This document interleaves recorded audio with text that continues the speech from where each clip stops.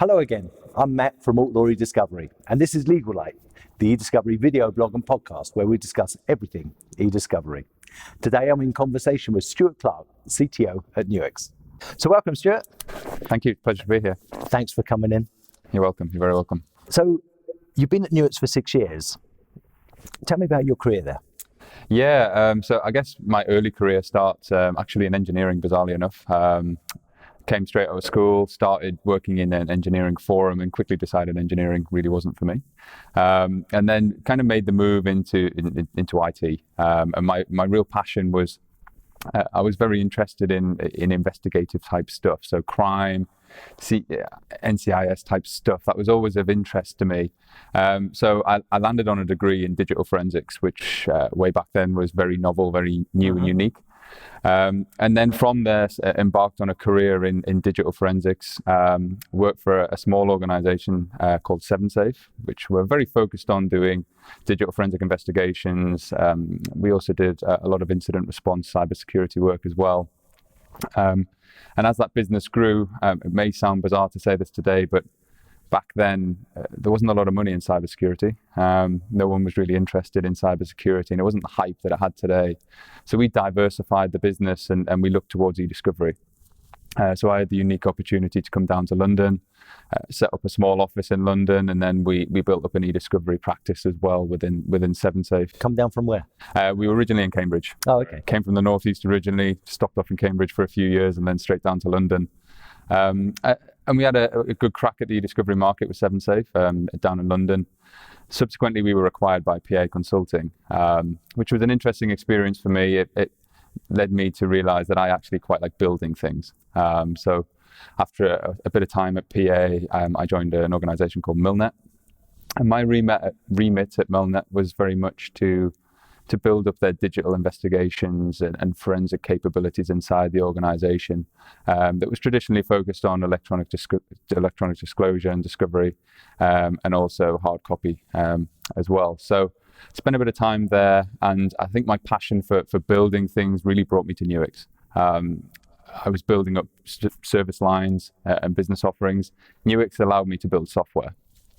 So I joined Nuix really to focus on building the technology so that it would be more relevant for the investigation community, but also support a lot of the incident responders and cybersecurity practitioners in the market as well. And my focus was really, how do we take that core Nuix technology into those new markets? 6 years later, lots of experience at Nuix, but here we are today, embarking on bigger and better challenges, really. And you're now CTO of cyber. So what does that involve? Yeah, so that's my official job title. But effectively, Nuix has grown an awful lot over those 6 years, and part of my remit is to spread a lot of different areas. So while I have had a lot of focus on cybersecurity, my current focus is really around what we refer to as the private sector. So my responsibility in the region of EMEA is to enable our customers and our partners to take advantage of the Nuix technology, both for eDiscovery, but also for investigations. So if you look at some of our corporate customers, how can they leverage the Nuix technology to do investigations in-house? So a big part of my role at the moment is setting those strategies across those different verticals of how Nuix would go to market, both with our partners, but also sell direct to those customers as well, making use of all of our technology portfolio. So Nuix has traditionally been involved in forensics, cybersecurity, information governance. With eDiscovery, we've always found being a bit of a byproduct for them. So it was a big surprise to us that you went and acquired Ringtail. What led you to that decision? Yeah, that's an interesting observation. It's an observation we hear lots of different sides to. So if you go back to what historically Nuix was, over 20 years ago, we developed a processing engine. That processing engine was, and you're exactly right, was originally intended to do investigations. And we were supporting people in investigating electronic data. But we leveraged that capability in the early days to help eDiscovery practitioners process huge volumes of data at high speeds. And over the years, what we've come to realize is the processing engine that we built is incredibly scalable and very extensible. And as a consequence, in the market, it may look like we're doing lots of things. We support law enforcement and government customers doing investigations for criminal purposes. We also support corporate customers doing internal investigations, insider threat, cybersecurity, but also information governance as well. So from an external perspective, it does sometimes look like we perhaps aren't as focused on a particular market as we could be. And we were always conscious of that. While we were trying to do everything in all of those different markets, we were very conscious that we wanted to do more in the eDiscovery community. It was a real important market to us. It enabled us to grow at the rate we did. And we always tried to build technology to support that market, but we came to realize that actually, if we're going to do this, we need to make a big statement. And that led us to the decision around the Ringtail acquisition.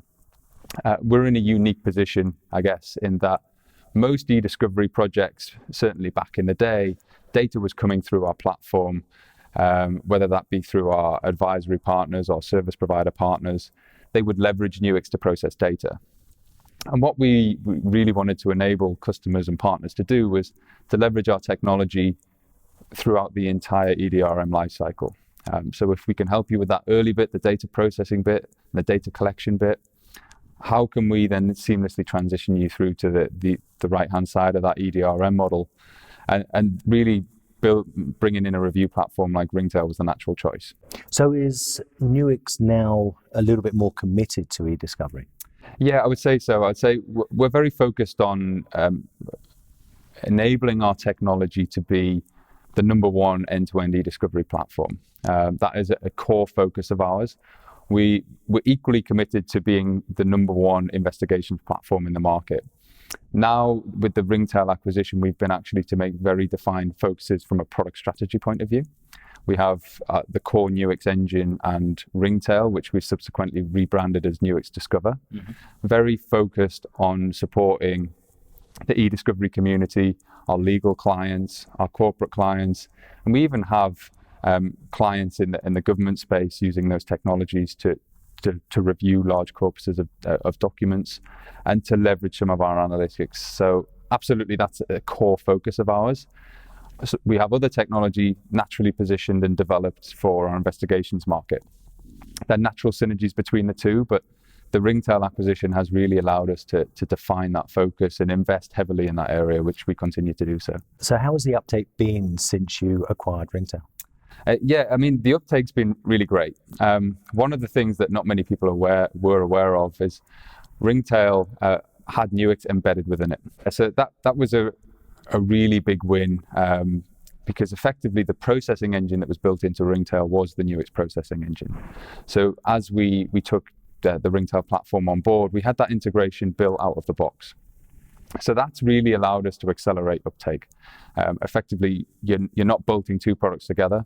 They're already integrated. The Ringtail review platform can leverage that Nuix processing engine. So we've seen a really positive uptake across the regions.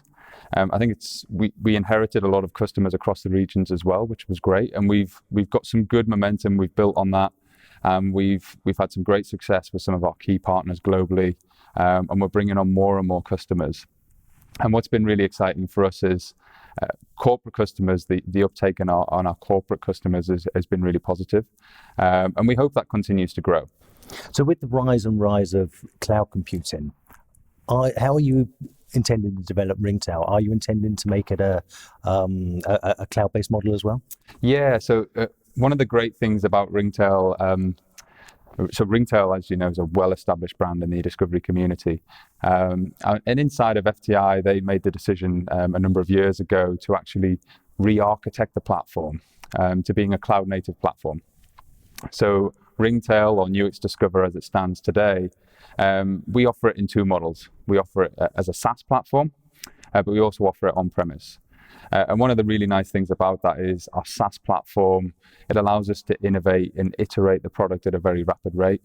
We're delivering continuous development cycles to our customers in the SaaS platform. And that's really exciting because we're able to get the latest and greatest features into the hands of our customers.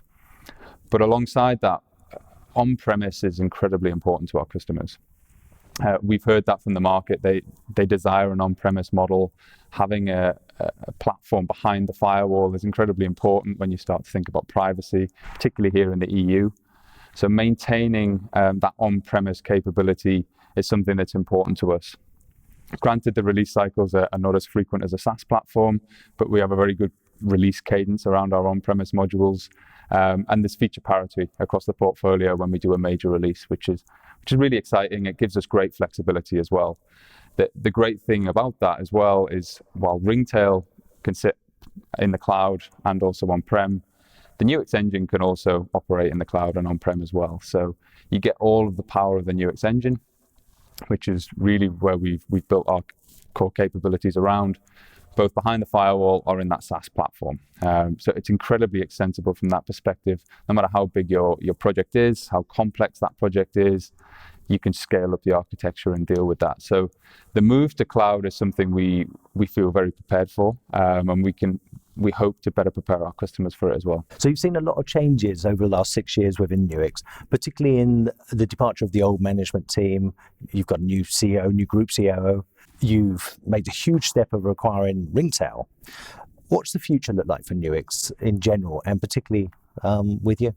Yeah, that's a great question. I mean, it has been over 6 years, there's been a lot going on, I must admit. When I joined Nuix, we were a startup. It was innovative, it was exciting, very fast moving. As a startup, naturally, we chased down all the opportunities and we did our damnedest to capitalize on those opportunities. And that enabled us to achieve the amazing growth that we've enjoyed. But as with all startups, there comes a time where actually we need to look at actually focusing and scaling that growth. So we have seen a lot of change internally. We've also seen a lot of change externally with our markets have changed, our competition continues to change, and opportunities come and go in the market. We take very strategic decisions around where we're going to invest, both today but also moving forward. The acquisition of Ringtail and the rebranding of that product into Nuix Discover was a very strategic decision. That is a strategic direction that we want to go in. We have a very good footprint in the corporate market, and we want to build on that footprint.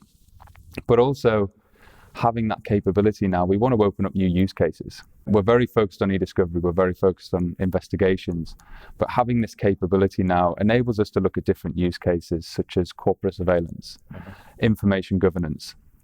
So as we look to the future, these are certainly the opportunities that will certainly be helping our customers support. And the real great thing about that, and the thing that I've always loved about being at Nuix, is it all comes from that core engine, that core capability that we've had all of these years. You can stretch it and bend it in a number of different ways. And it's incumbent on us as we move forward to just make sure that we maintain that commitment to our key markets as well. I think that the perception that you mentioned earlier on is something that we're very conscious of, and we want to ensure that all of our customers know that we are invested in those areas, and that we don't spread ourselves too thinly. So as we look to the future, we will be very careful to make those investments in the right place, working with the right partners as well to make sure that we can deliver a good end-to-end service, because most of the time it's more than just software. So we're very careful who we work with from a partner perspective and working closely with those partners to deliver the right product to our customers, really. When I was researching for this interview, Yeah. I come across something. You're a techie guy, but you're trustee of a rhino charity. What's that about? Yeah, that's something that's a great passion of mine. I've grown up around animals. Rhinos? Not particularly rhinos. Similar. I grew up on a farm, so I've always been around animals, but particularly when I went on a safari, as you do in South Africa, the rhino in particular really stuck with me. It's an amazing animal, incredible animal to see in the wild. It's prehistoric, and it has this very majestic, very kind of powerful, but also harmless beast. It's an incredibly majestic animal to see in the wild. And what really struck me is the challenges that rhinos are facing. They're facing extinction in the next 10 years, and it's incredibly saddening to think that actually the population of rhino has declined by over 90% in the last century, purely by human action. And that kind of inspired me I don't want to see an animal become extinct on my watch. And I've got a particular passion for rhinos. It's not unique to rhinos, but they've stood the test of time. They've been here for millions of years, and it shouldn't be allowed that humans can undo all of that. It's a great passion of mine, something I really enjoy, and I'll be lucky enough later on in the year to be spending some time at an orphanage looking after some baby rhinos as well. So. And you're leveraging technology with this charity, aren't you? Well, how's that working? Yeah, so that's a really interesting one. So the challenges that rhinos and many other species face, a lot of those challenges can be solved by technology. If you look at poaching, for example, rhinos are poached for their horns. Their horns, there's a belief that their horns are basically medicine. They can cure cancer. They can do all kind of weird and wonderful things. Aphrodisiacs, exactly. When in fact, a rhino horn is made out of keratin. It's exactly the same product as your fingernail. It's scientifically proven to be useless. But unfortunately, that demand has created what is now the fourth largest organized crime in the world, which is wildlife crime.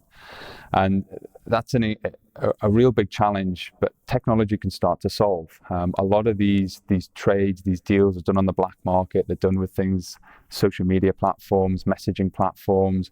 They're leveraging things like blockchain. So the technology providers can do something about this, whether it be investigating, whether it be gathering intelligence, or whether it just be trying to disrupt these networks. So I guess I'm in a unique position, having worked for Nuix. I know what we can do in the investigation community. I know the problem that rhinos and other wildlife are facing. So there's a real nice synergy between the two. And I'm lucky enough to talk about that quite extensively, because it has far-reaching consequences even for us here in the UK. The money that flows through the banks and flows through the network, it touches all of us in some way, shape or form. So, and I read the other day that there's a scientist that he put out an article in one of the broadsheets that they're planning to flood the market with fake rhino horn. Yeah. It's a strange thing, but what do you think of that? It's an interesting concept. The thing that I struggle with this is we're not solving the problem. The problem is there's a belief that the rhino horn has medical properties and it has all of these things that it can do which are false. And that's the problem. The problem is not that we need to give people more of this. The problem is we need to dispel the myths. We need to educate people in that rhino horn cannot cure cancer. Rhino horn it's not an aphrodisiac. It doesn't cure hangovers. It doesn't do anything. It belongs on a rhino. We've got to stop the demand. And flooding the market with fake rhino horn there's a real risk that it will generate demand and a premium for the real rhino horn. And that increased premium will increase the severity of the black market, and it will increase the aggressiveness of these animals being killed, currently at a rate of 2 a day. Wow. If that goes up, there will be no rhinos left. How many are left in the wild? There's no fixed number, but there's less than 30,000 in the wild. Wow. And that's spread across southern and eastern Africa and a little bit of Asia as well, particularly India. So the numbers are very, very small. And at the current rate of 2 a day, then the future doesn't look great. But unfortunately, we're not curing the problem. So we've still got to keep focused on that problem and solve the demand. When the demand stops, the killing will stop. Now we come to that part of the show where we have a spot which we ask, did you know? So you're going to tell us something now that we wouldn't have known. So did you know that Stuart Clarke? So Stuart Clarke was once involved in a professional bike race called Paris-Nice. It's quite a funny story. So a number of years ago, I'm a passionate cyclist. I used to race back in the day, not so much anymore. But I went down to Nice to watch the Paris-Nice bike race in March. And as the race passed me, I thought the race had finished, but there was a gruppetto, which is a group of riders who are usually at the back of the race, just chilling out, basically. They've done their work for the day. So I started to ride down into Nice, and next thing I know, I'm involved in the group. And I ended up riding all the way back down to Nice in a group of professional riders for about 6 kilometers. How did you do? It was hard work. I bet. Thankfully, it was downhill, but it was good fun. It was purely unintentional, purely accident, but it was good fun to ride with the pros for sure. So. Brilliant. Well, Stuart, great. It's been fantastic talking to you. Thanks so much for coming in. No worries, thank you. And we'll see you at Legal Tech? Hopefully, yeah. Great. Great stuff, thank you. Thanks for joining us for another episode of Legal-Lite, the eDiscovery video blog and podcast. We've got many more episodes lined up with some very, very special guests joining us. So if you want to be notified, don't forget to hit the bell, subscribe, comment, and like. We'll see you soon.